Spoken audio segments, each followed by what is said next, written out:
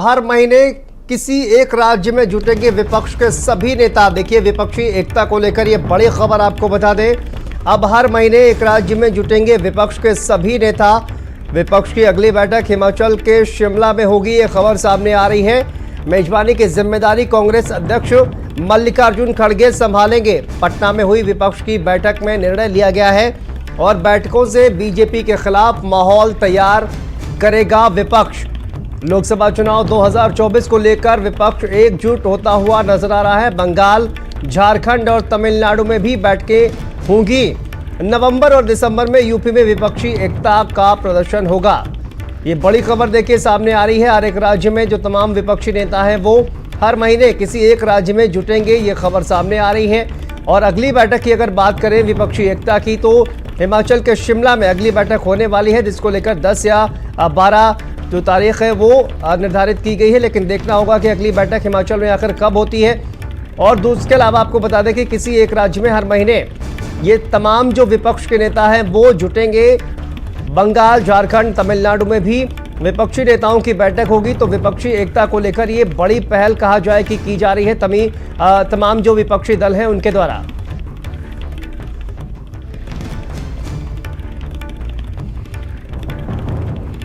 तो देखिए, विपक्षी एकता को लेकर ये बड़ी पहल जो है वो की जा रही है। हमारे साथ संदीप खेर हमारे संवाददाता जुड़ गए हैं। संदीप, ये बड़ी खबर है, बड़ी जानकारी है। देखिए, विपक्षी एकता की बात की जाए, कल जिस तरह से बैठक हुई है पटना में और उसके बाद अब ये कहा जा रहा है कि हर महीने जो तमाम विपक्षी दलों के नेता हैं वो किसी न किसी राज्य में एकजुट होंगे, विपक्षी एकता का प्रदर्शन करेंगे ताकि बीजेपी के खिलाफ देश भर में एक माहौल बनाया जा सके और विपक्षी एकता को और भी ज्यादा मजबूत किया जा सके।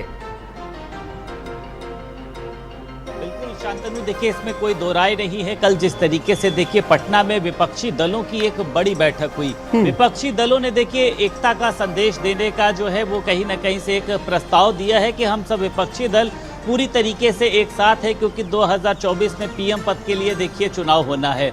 अब देखिए इस बैठक से कई तरीके की बातें भी सामने निकल कर आई हैं कि जहां एक तरफ जयंत चौधरी ने किनारा कर लिया, उसी के साथ साथ अरविंद केजरीवाल जो है वो संयुक्त प्रेस वार्ता में शामिल नहीं हुए। उनका कहना यह है कि जब तक कांग्रेस हमारा साथ नहीं देगी अध्यादेश को लेकर, तो तमाम इस तरीके की बातें भी सामने आई हैं। लेकिन देखिए संयुक्त प्रेस वार्ता में जब तमाम लोग बैठे रहे हैं, क्योंकि देखिए जिस तरीके से 15 राज्यों के लगभग 27 से ज्यादा जो नेता हैं वो इसमें शामिल रहे थे, तो ये बताया गया है कि जो भी विपक्षी दल है वो अब हर एक राज्य में बैठक करेंगे। जिसमें सबसे पहली बैठक की अगर बात करी जाए देखिए तो वहाँ शिमला यानी हिमाचल में होगी। वहाँ पर कांग्रेस की सरकार है और इस बैठक की अध्यक्षता कांग्रेस के अध्यक्ष मल्लिकार्जुन खड़गे करेंगे। हालांकि ममता बनर्जी ने पहले ये कहा था कि जहां पर कांग्रेस शासित राज्य है वहां पर बैठकें नहीं होंगी, लेकिन कल जिस तरीके से देखिए सभी विपक्षी दल एक हुए तो उसमें आपस में एक सहमति बनी है। और उसी के साथ साथ देखिए चाहे तमिलनाडु की बात करी जाए, बंगाल की बात करी जाए, अन्य जगहों की बात करी जाए, सभी जगहों को लेकर बैठकों को एक अंतिम रूप भी जो दिल्ली में एक औपचारिक ऐलान होना है उसके बाद में दिया जाएगा कि कौन कहां पर से चुनाव लड़ेगा और कौन किस तरीके से लोगों के लिए काम कर रहा है। अखिलेश यादव ने भी देखिए तमाम तरीके के सुझाव दिए हैं कि भारतीय जनता पार्टी लोगों को बांटने का काम कर रही है। राहुल गांधी ने भी इस बात को बोला और ये बताया जा रहा है कि नवंबर और दिसंबर में उत्तर प्रदेश में एक बड़ी बैठक होगी, जिसके जरिए 2024 के पहले भारतीय जनता पार्टी को घेरने का प्रयास जो है वो विपक्ष करेगा।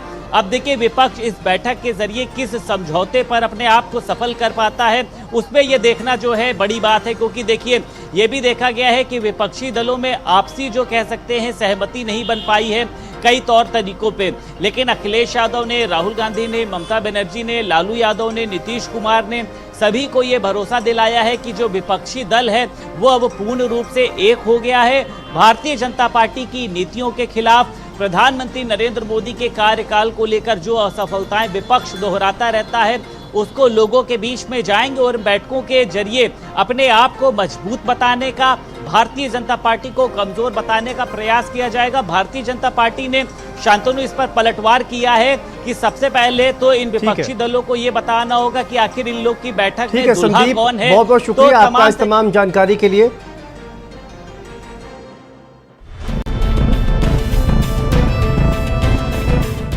लोकसभा चुनाव में बीजेपी और प्रधानमंत्री मोदी के खिलाफ मोर्चाबंदी के लिए शुक्रवार को विपक्षी दलों का महाजुटान हुआ। पटना में विपक्षी दलों का महाजुटान। विपक्ष के 30 नेताओं ने 4 घंटे तक किया मंथन। केंद्र के खिलाफ मोर्चाबंदी का बना प्लान। 10 से 12 जुलाई के बीच शिमला में भी होगी बैठक। इस महाजुटान में विपक्षी दलों के 30 नेताओं ने शिरकत की और 4 घंटों के मैराथन मंथन के बाद महागठबंधन का संकेत दिया। सभी दलों ने बैठक को सकारात्मक बताया और एक साथ मिलकर लोकसभा चुनाव में उतरने का ऐलान किया। इस बैठक में बिहार के मुख्यमंत्री नीतीश कुमार को गठबंधन का संयोजक बनाने पर सहमति बनी। हम में जरूर थोड़ी डिफरेंसेस होंगी, मगर हमने ये निर्णय लिया है कि हम एक साथ काम करेंगे।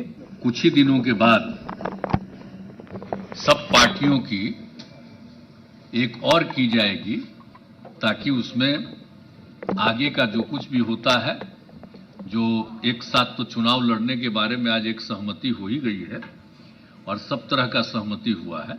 मिलकर के और देश को बचाने का, देश की जनता को और देश कैसे आगे बढ़े उस दिशा में लगातार हम लोग मिलकर के काम करेंगे, यही संदेश है।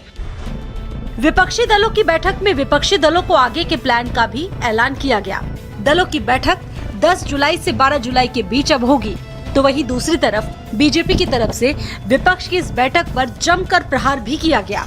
केंद्रीय मंत्री स्मृति ईरानी और यूपी के उप मुख्यमंत्री केशव प्रसाद मौर्य ने विपक्ष की इस बैठक को अवसरवादी नेताओं का जमावड़ा बताया। एक नेता घर से निकलते कह रहा है कि पता नहीं वहाँ क्या होगा, दूसरा नेता कह रहा है जो होगा देखा जाएगा, तीसरा नेता कह रहा है मेरा नहीं देखोगे तो कुछ नहीं देखा जाएगा। पटना की विपक्षी दलों की बैठक में खोदा पहाड़ निकली चूहिया। विपक्ष की इस बैठक का कोई निष्कर्ष नहीं निकल पाया है। प्रधानमंत्री पद के दावेदारों ने अपनी दावेदारी को नहीं छोड़ा है और यह लाइन निश्चित तौर से आज सही साबित हो रही। दिल मिले ना मिले, हाथ मिलाते चलिए, अपना अपना भ्रष्टाचार और परिवार छिपाते चलिए। 2024 के चुनाव से पहले विपक्ष के नेताओं का साथ आना बीजेपी के लिए एक बड़ी चुनौती के रूप में देखा जा रहा है, लेकिन सवाल ये है कि कुछ दल इस बैठक से दूर रहे, तो ऐसे में उन्हें बीजेपी से लड़ने से पहले एकजुट होना पड़ेगा, जिससे वो बीजेपी को एक कड़ी चुनौती दे सकें। ब्यूरो रिपोर्ट, भारत समाचार।